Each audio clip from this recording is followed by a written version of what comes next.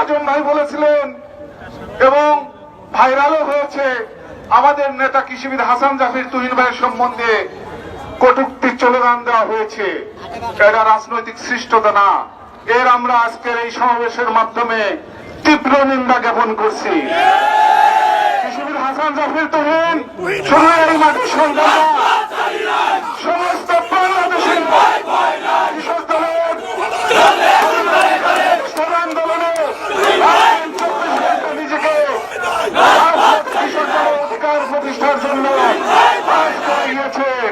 কাজেই একটি কথা স্পষ্ট ভাবে বলতে চাই, প্রিয় নেতৃবৃন্দ, একটি কথা স্পষ্ট ভাবে চলতে চাই, আমরা জাতীয়তাবাদী দলের সৈনিক, আমরা জাতীয়তাবাদী দলের সৈনিক। ধানের শীষ আমাদের আবেগের প্রতীক, কথা ঠিক কিনা? ধানের শীষের সাথে আমাদের কোনো আপোষ নাই, ওই প্রশ্নে আমরা ওনার। কিন্তু একটি দলের অনুসারী হয়ে আরেক দলের নেতার সম্বন্ধে কটূক্তি করলে এটা আমরা সহজভাবে মেনে নেব না।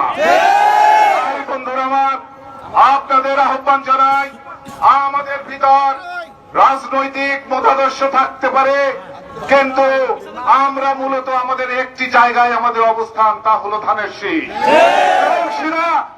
আগামী জাতীয় সংসদ নির্বাচনে আমরা ভোট যুদ্ধের মাধ্যমে জাতীয়তাবাদী সরকার প্রতিষ্ঠা করব। এই প্রতিশ্রুতি, এই প্রত্যাশা ব্যক্ত করে আজকে যারা বিশাল কষ্ট করে দূর দূরান্ত থেকে এসে আজকের র্যালিটাকে সার্থক করেছেন, সুজানগর উপজেলা বিএনপির পক্ষ থেকে সবাইকে আবারও ধন্যবাদ জানিয়ে আমার সংক্ষিপ্ত কথা এখানে শেষ করছি। আল্লাহ হাফেজ, সকলকে অসংখ্য ধন্যবাদ। আসসালামু আলাইকুম ওয়া রাহমাতুল্লাহ। ধন্যবাদ প্রিয় সাথী সহযোদ্ধা।